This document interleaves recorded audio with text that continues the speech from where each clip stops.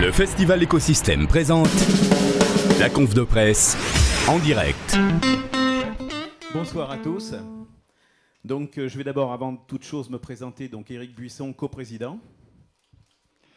Moi également coprésident, puisque l'association s'étant dotée d'une présidence bicéphale. Mon nom, c'est Jean-Pierre Gardin, avec mon homologue Éric. Bien, écoutez, donc déjà, je tiens à vous remercier pour avoir accepté l'invitation de cette conférence de presse. Et je vous souhaite la bienvenue dans nos nouveaux locaux que nous avons acquis depuis le début de l'année. Petite précision avant de commencer, cette conférence de presse est diffusée en direct sur les réseaux sociaux et sur le site internet. Les deux écrans qui sont de part et d'autre vous permettront de voir cette présentation et également de visualiser ce qui sera sur les réseaux. Merci. Bien, avant d'attaquer l'édition 2015, si vous le permettez, on va faire un petit retour sur l'édition 2014.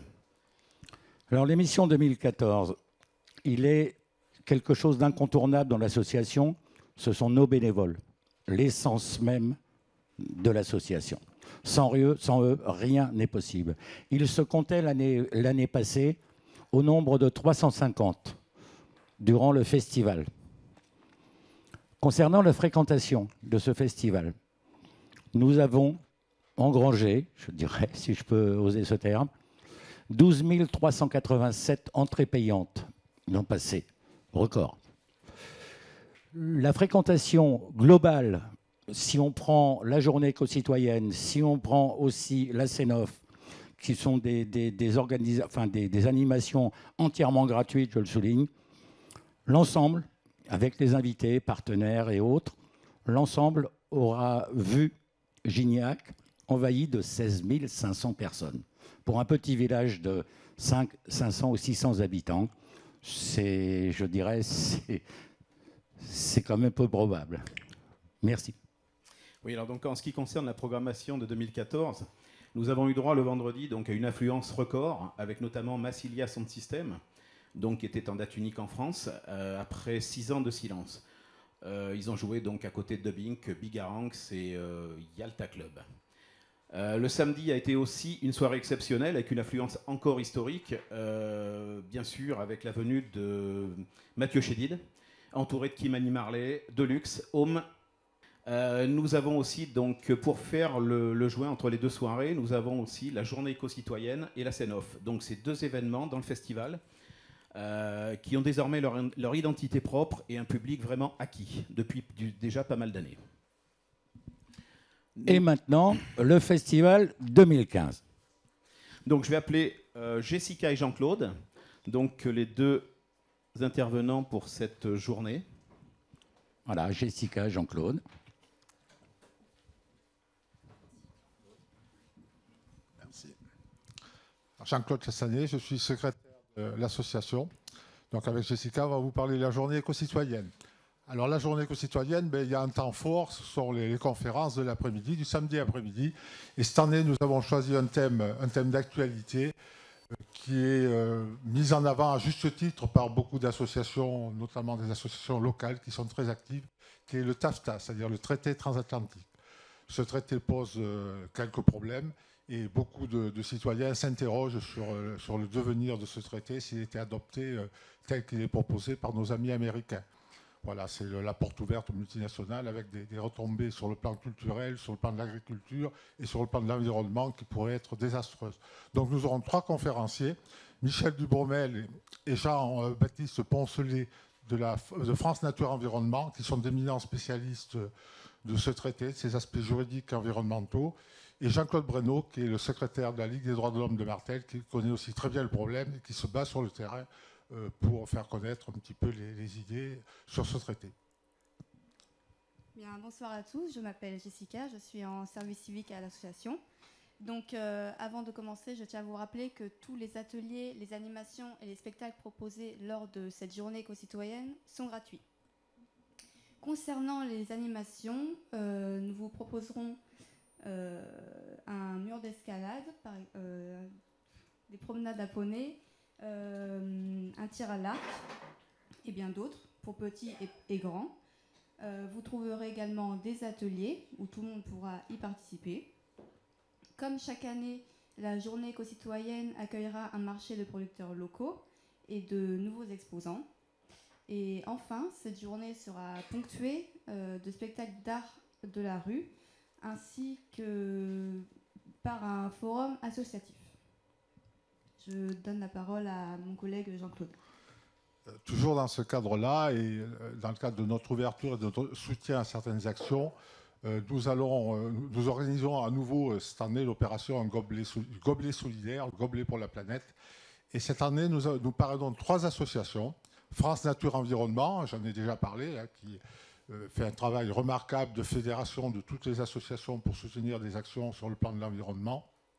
Une petite association qui s'appelle Joatina, qui veut dire espoir de vie en langue locale, et qui travaille au Burkina Faso, qui soutient des projets de scolarisation d'enfants orphelins, et dont nous avons des militants qui sont des environs, et nous sommes très heureux de soutenir donc cette association. Enfin, une 3e association soutenue dans ce cadre du Gobelet solidaire, c'est l'association de Sebastiano Salgado, que tout le monde connaît, parce que c'est un artiste photographe mondialement connu, à travers notamment aussi le film Le sel de la terre. Et lui, il a créé une association depuis 15 ans qui fait des opérations de reforestation au Brésil, qui s'appelle l'Institut pour la Terre.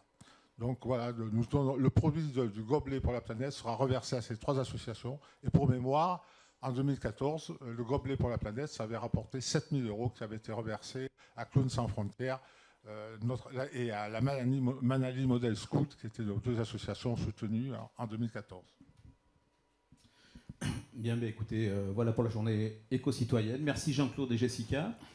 Nous allons appeler maintenant Delphine et Ludo qui, eux, vont intervenir pour la scène off. Voilà, Delphine, Ludo. Voilà, la parole est à vous. Alors, la scène off, c'est le résultat d'écoutes faites par une commission dont je fais partie. Une commission qui est composée de bénévoles qui sont jeunes et moins jeunes. Et cette année, on a procédé à environ 110 écoutes de groupes.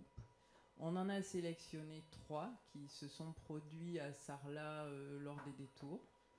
Et les 3 groupes qui viennent dans la continuité se produiront sur la scène off. Alors, ces groupes sont Kokomo, qui est un groupe alternatif power rock, The Roach, soul hip-hop, et la Musgueule, Electro Swing. Et je laisse la parole à Ludo qui va présenter le 4e groupe. Bonsoir à tous. Donc le 4e groupe sera issu du tremplin Vachement Jeune. Donc c'est un tremplin porté par le Conseil régional des jeunes du Limousin. C'est la 3e année consécutive que nous faisons ce partenariat avec le Conseil régional. Donc ce groupe va être sélectionné dans très peu de temps. Donc nous vous informerons du nom de ce groupe sur les réseaux sociaux très prochainement. Donc suite à cette écoute des 110 groupes, 3 avaient participé donc, au détour à Sarlat, comme vous l'a dit Delphine, et 2 participeront à la grande scène au festival. Donc il s'agira de Chapitre 5 et de El Gato Negro. Donc Chapitre 5, groupe corrézien, qui allie le rock et bien d'autres styles. Plusieurs générations s'y croisent, apportant chacun pour les uns leur expérience et pour les autres la fougue de la jeunesse. Un nouvel album est en préparation et ils vous présenteront leurs nouveaux morceaux donc sur la scène le vendredi soir. Le second groupe, El Gato Negro, groupe toulousain, qui est une formation plus explosive, née d'un métissage entre des rythmes latino-cubains, un phrasé raga et une section de cuivre fanfaresque, fera très certainement lever les foules et danser les chiens sauteurs dans le pré du Touron. Voilà. Bien, merci Ludo et Delphine pour ce brillant exposé. Bravo à vous. Bien, nous allons rentrer maintenant dans la programmation, bien évidemment, de 2015. Donc, comme vous le savez, c'est la 13e édition et nous avons voulu parler un petit peu de l'histoire de cette édition. On a voulu la raconter à l'aide d'un film d'animation, donc réalisé par nos graphistes gignacois, l'agence 16 et 12, qui sont d'ailleurs présents. Ici présents. Et pendant ce temps-là, je vais appeler Benoît et Tom, qui vont, eux, après, je dirais, un petit peu développer cette programmation.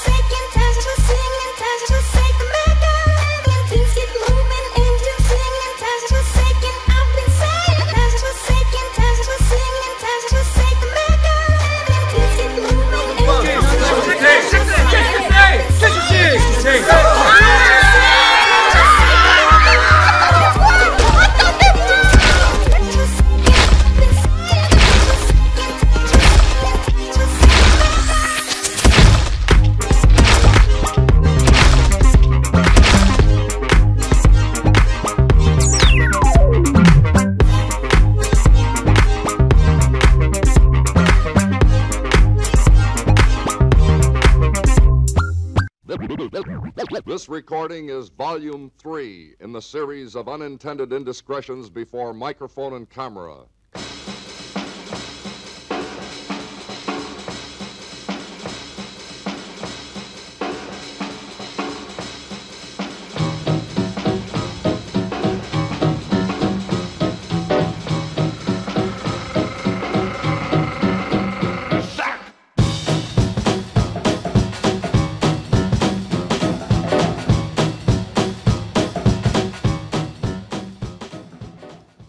Bien, un grand bravo à 16 et 12 pour ce remarquable travail, c'est absolument génial.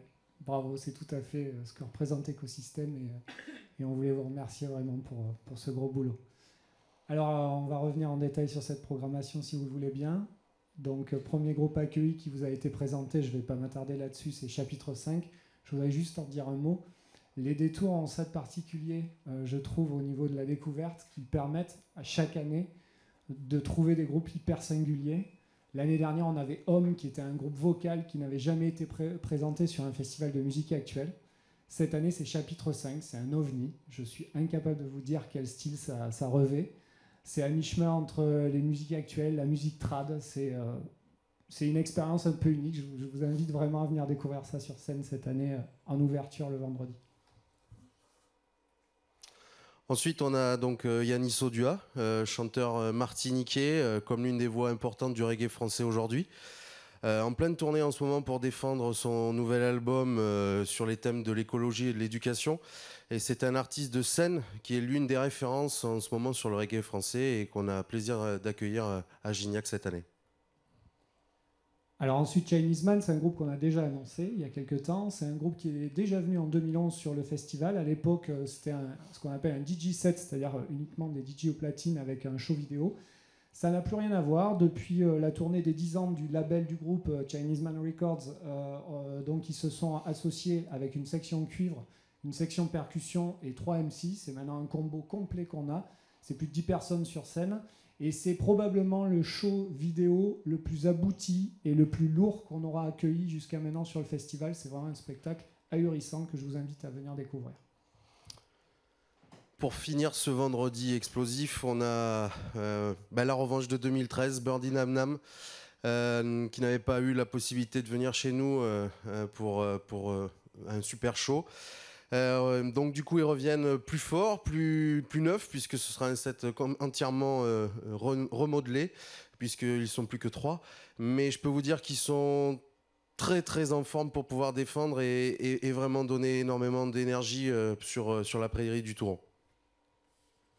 On passe au samedi. Alors le samedi, il ne faudra pas arriver en retard, parce que dès 20h, on va accueillir le groupe Danakil, qui est un des groupes fer de lance de la scène reggae avec le groupe Dubbing qu'on a accueilli l'année dernière. Alors Danakil, ils ont sorti un album l'an passé. Je dirais que c'est l'album de la consécration ou de la maturité, c'est selon. Faut savoir que toutes leurs dates au printemps ont fait sold out complet en salle.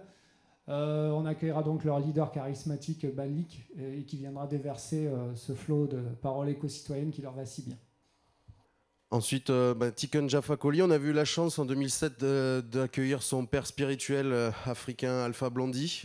Cette année, on a le droit au fils spirituel, artiste engagé, militant, le parfait exemple de l'éco-citoyenneté. Donc on est super ravis et fiers de pouvoir accueillir cet artiste emblématique cette année à Écosystème.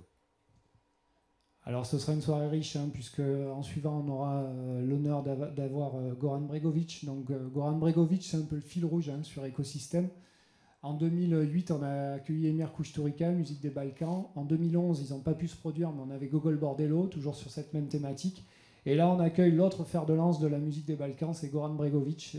C'est vraiment un compositeur hors pair. Il a composé pour Cesaria Evora notamment. On le connaît aussi pour ses musiques de films, hein, Le Temps des Gitans, Chat Noir, Chat Blanc.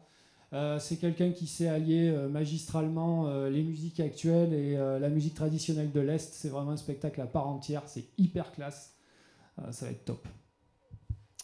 Et pour finir donc ce samedi soir, DJ Grimm et DJ Pfel, deux membres historiques du groupe C2C qui étaient venus chez nous déjà défendre leur album Tetra. C'est 4 victoires de la musique, c'est 4 fois champion du monde de DMC, c'est quelque chose d'extraordinaire pour nous. Ils ont voulu absolument revenir ici pour défendre leur nouveau set, puisque c'est à 2 maintenant qui vont venir chez nous, et je peux vous dire que ce sera un show vraiment extraordinaire. Mais il y a 2 pastilles là-haut. Tu comprends quelque chose, toi? Moi, je pense que c'est peut-être Johnny Hallyday qui doit venir. Ah, mais expliquez-vous, messieurs. On croyait que c'était fini. Alors non, on est désolé, c'est pas Johnny. Hein. Pardon pour ses fans. Non. Qu'est-ce qui se passe? Écoute, bon, allez. On rajoute un jour, je crois, non? Ouais. En fait, on n'est pas assez crevé, donc on vous rajoute un dimanche. Non, en fait, moi, je suis salarié de l'asso, alors on rajoute un dimanche parce que c'est payé double. C'est ça. Un les techniciens.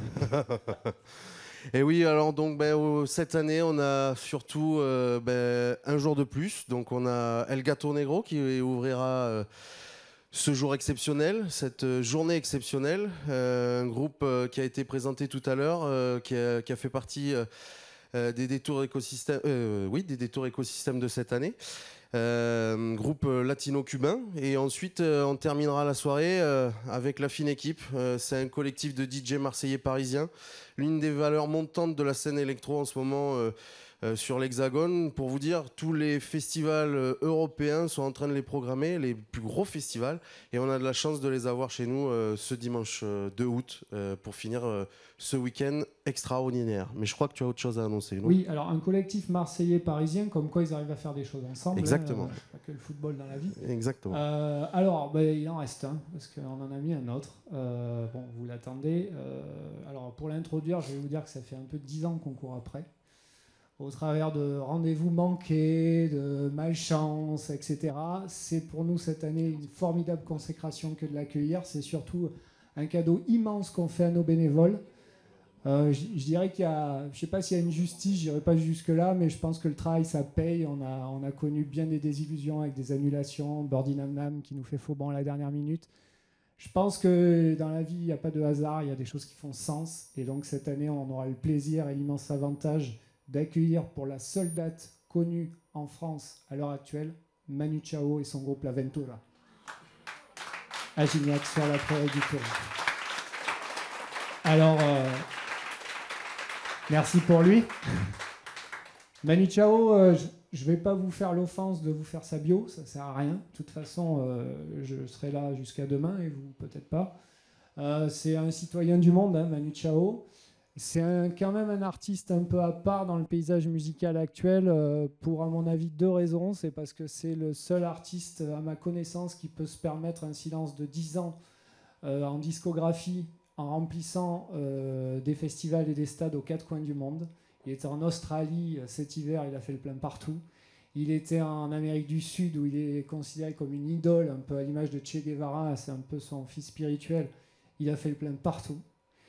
Et donc c'est ça qui est extraordinaire avec lui. Et alors j'espère que Gignac ne sera pas l'exception, hein, bien sûr.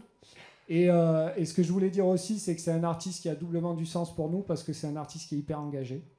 On connaît son engagement auprès de la radio La Colifata, une radio gérée par un public handicapé. Et on connaît aussi son engagement au niveau de la forêt amazonienne, notamment, puisqu'il a joué au mois de mars en forêt amazonienne.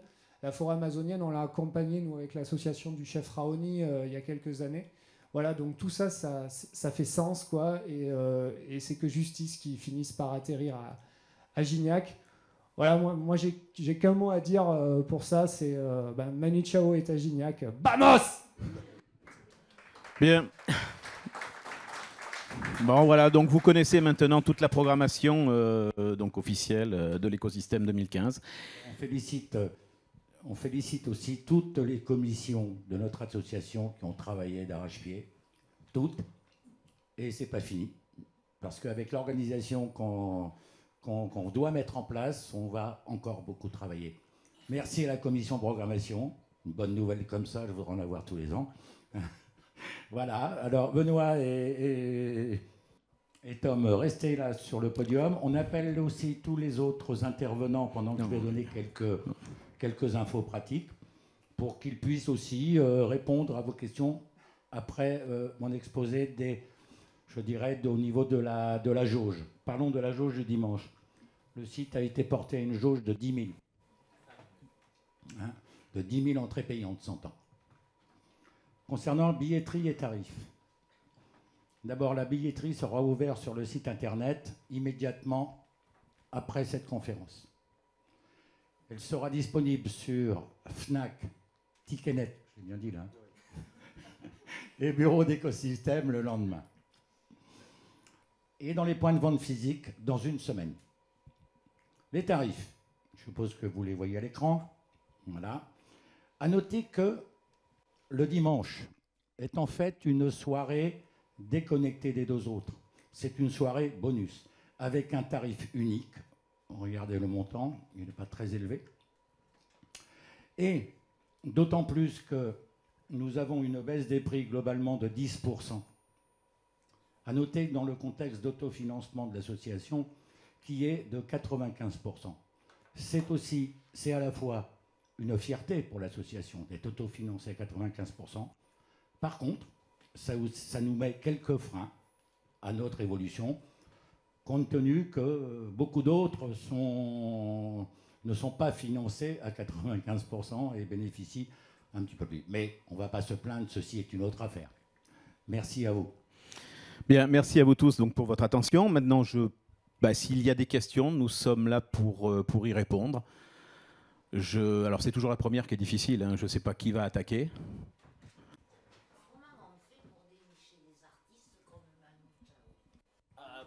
Ah bah alors, on a des interlocuteurs qui sont toujours là. Ils vont se faire un plaisir de vous répondre.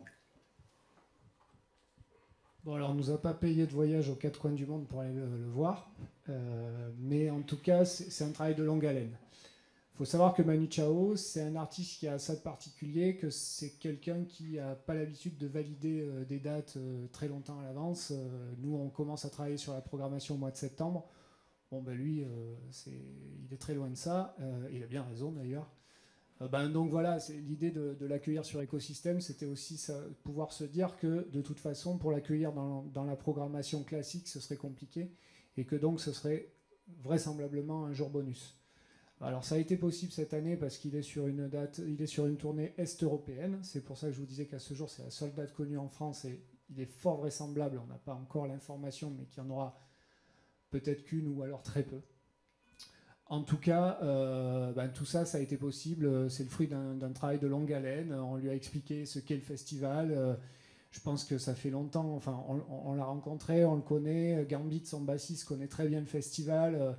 Voilà, ça fait très longtemps que Écosystème, ça leur parle. Là, comme je l'ai dit dans ma présentation, le moment n'était pas encore venu. Il se trouvait que là, il y avait un créneau. Il est en Pologne le 31. Il ne joue pas 2 soirs de suite, mais il nous a dit, écoutez, voilà, si vous êtes prêt à m'accueillir le premier, je veux bien faire le trajet. Donc, le le 2, autant pour moi. Je veux bien faire le trajet. Donc on lui a dit, bah, écoute, ouais, il n'y a pas de problème, et même s'il faut, on viendra te chercher, quoi. Donc voilà, ça s'est fait un peu comme ça. Voilà. Oui, Daniel Frigara, Décibel FM. Je voulais partir des derniers propos donc, de Jean-Pierre. La question financière est une question importante puisque nous savons officiellement qu'il y a au moins 123 festivals qui cette année vont être dans l'incapacité de se réaliser. Il y a une situation que l'on nous dit de crise et nous savons tous qu'il y a des réductions de budget importantes. Et donc, quel est le secret d'écosystème pour perdurer et se pérenniser et finalement, apparemment, ne pas mal se porter? Je vais me permettre de répondre sous le contrôle de tous mes compagnons là. D'abord, le sérieux de l'association, sa gestion, c'est un sou, c'est un sou. Hein, et bon, le travail de nos bénévoles, c'est ça surtout, qui nous a permis notamment d'être financièrement, je ne dirais pas à l'aise, mais quand même, je dirais, sécurisé. La preuve, nous avons fait l'acquisition d'une maison, voilà, d'un siège, parce que ce n'était pas possible de travailler dans les conditions qu'on avait auparavant. Ceci étant, ça veut tout simplement dire que les 200 festivals, ou les 156, comme vous me le dites, comme 153, sont annulés. Bon, il y a aussi il faut quand même le dire, que des organisations de festivals qui ne fonctionnent qu'avec un autofinancement très faible, avec les pouvoirs publics, ou alors des grosses structures publiques derrière elles. Et quand ça va mal, effectivement, les réductions de crédit, ça leur tombe dessus tout net, quoi. Je pense...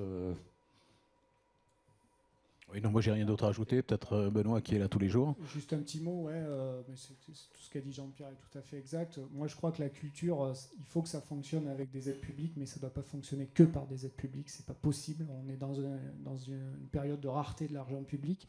Il faut absolument que les festivals aujourd'hui arrivent à exister sans la perfusion des collectivités territoriales, des collectivités locales et de l'État. C'est pas possible autrement. On est des entreprises. On doit travailler comme des entreprises.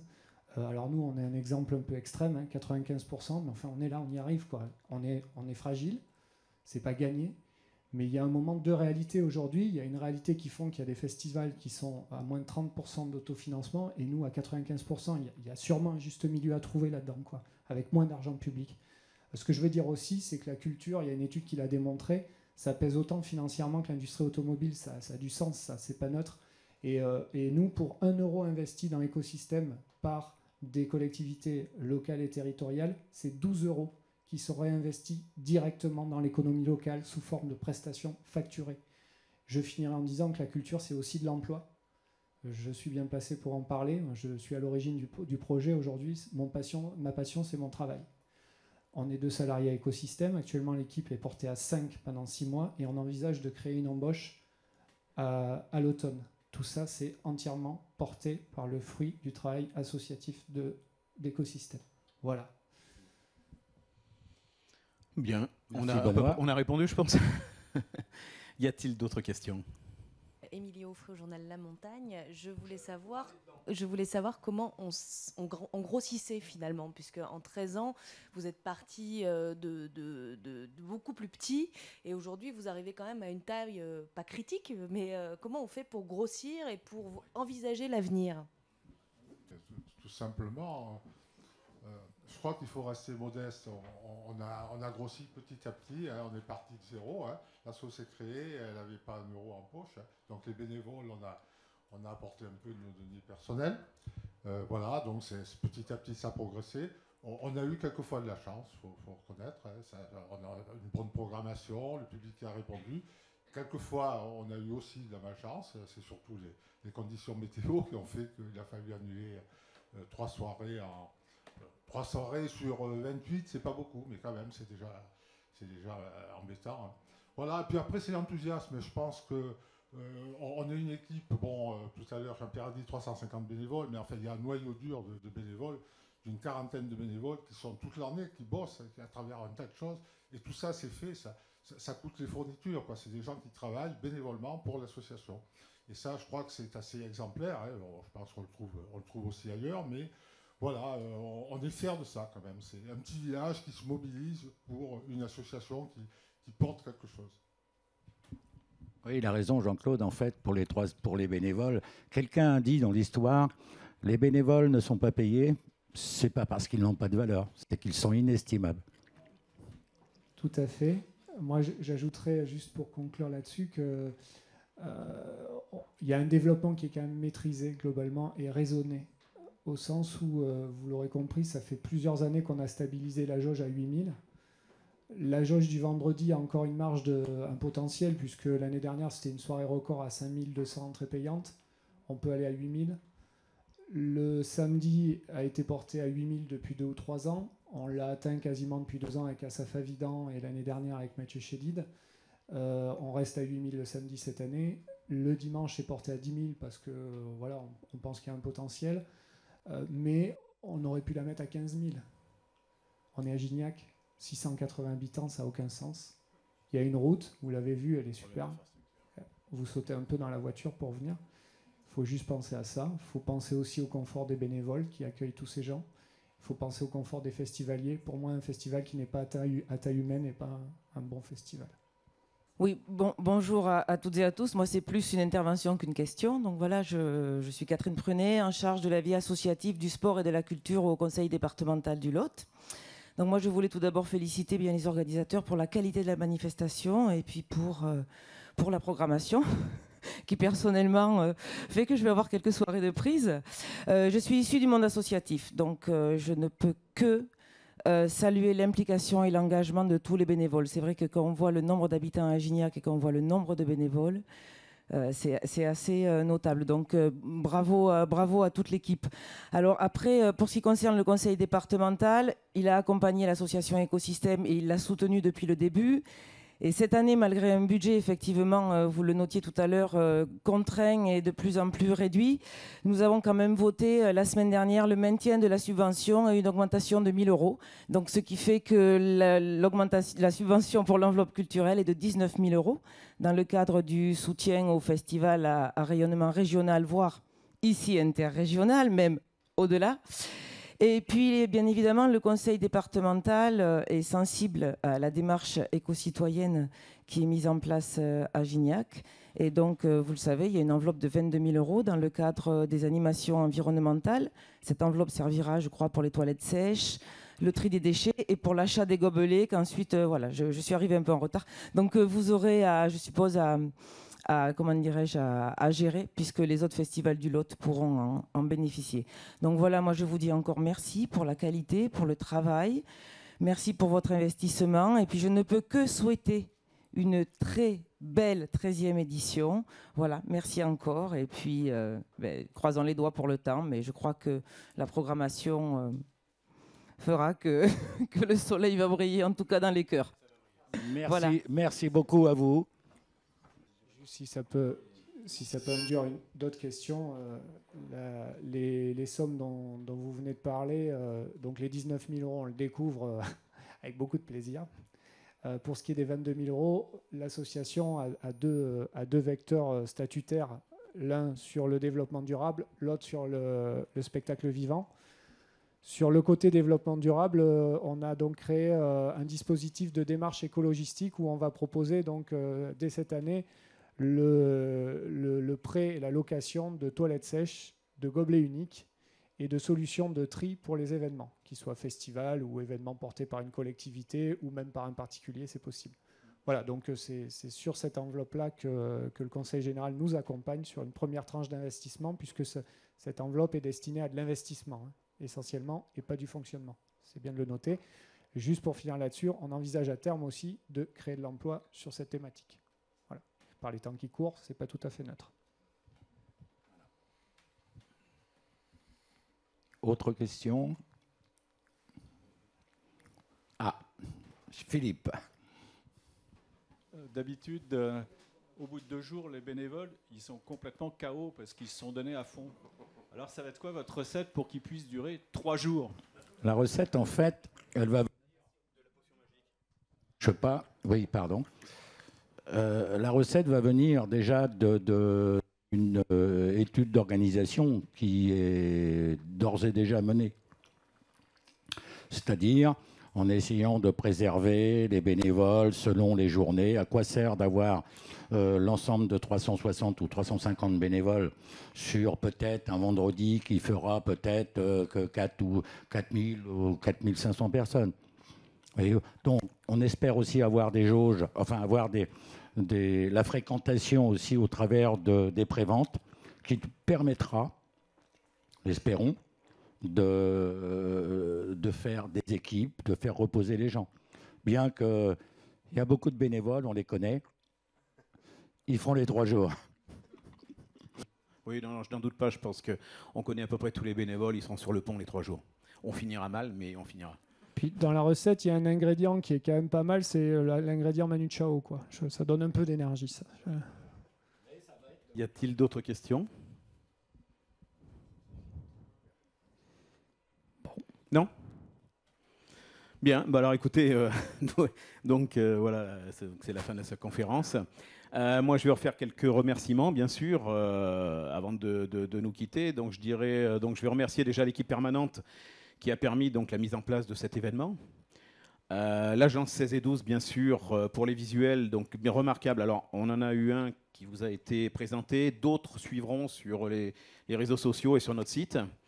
Xavier Jacquet, qui est derrière la caméra d'Anima Vidéo, ainsi qu'à Patrick Petit, donc Limousin Audiovisuel, pour la prestation technique.